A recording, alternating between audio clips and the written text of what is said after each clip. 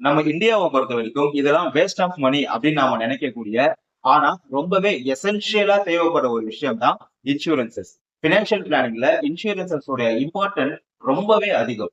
ஏன் அப்படின்னா, இன்சூரன்ஸை பொறுத்த வரைக்கும் life insurance, motor insurance, health insurance நம்ம 3 கேட்டகரிஸ் வந்து பண்ணியிருக்கோம். இதுல மோட்டார் இன்சூரன்ஸ் அப்படிங்கிறது பாத்தீங்கன்னா உங்களுக்கு மேண்டேட்டரி அப்படிங்கிறதுனால majority of the owners vehicle owners insurance பண்ணிடுவாங்க. But life insurance and health இன்சூரன்ஸை பத்தி அவங்க கேர் பண்ணவே மாட்டாங்க. நம்மளுடைய லைஃப்ல அட்லீஸ்ட் ஏதாச்சும் ஒரு தடவையோ ஹாஸ்பிட்டல்ல நம்ம அட்மிட் ஆகக்கூடிய சுச்சுவேஷன் வரும். அந்த மாதிரி நேரத்துல நம்முடைய சேவிங்ஸ் எல்லாத்தையுமே நம்முடைய மெடிக்கல் எக்ஸ்பென்ஸ்க்காக செலவு பண்ணும் போது பினான்சியலி நம்ம ரொம்பவே வீக் ஆயிடும். இதை அவாய்ட் பண்றதுக்கு ஒரு மெடிக்கல் இன்சூரன்ஸ் நம்ம எடுத்திருந்தோம் அப்படின்னா, நமக்கோ இல்ல நம்ம ஃபேமிலியோ ஹாஸ்பிட்டலைசேஷன் ஆகும்போது எந்த ஒரு பதட்டமும் இல்லாம நம்மளால ஈஸியா அந்த ட்ரீட்மெண்ட்டை பண்ணிக்க முடியும்.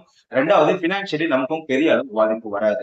சோ நம்முடைய மந்த்லி இன்கம்ல ஒரு சின்ன அமௌண்ட்டை இந்த மாதிரி இன்சூரன்ஸ்ல நம்ம இன்வெஸ்ட் பண்ணி வைக்கிறது பினான்சியல் பிளானிங்கை பொறுத்த வரைக்கும் மிகப்பெரிய ஒரு விஷயம். சோ நீங்க உங்க ஃபேமிலிக்கு தேவையான ஒரு மெடிக்கல் இன்சூரன்ஸ் எடுத்துட்டு ப்ராப்பரா பிரீமியம் பே பண்ணீங்க அப்படின்னா, பினான்சியல் பிளானிங்ல நீங்க சக்சஸ்ஃபுல்லா ஒரு பெரிய கோலை வந்து ரீச் பண்றதுக்கு அது பேசிக்கா இருக்கும்.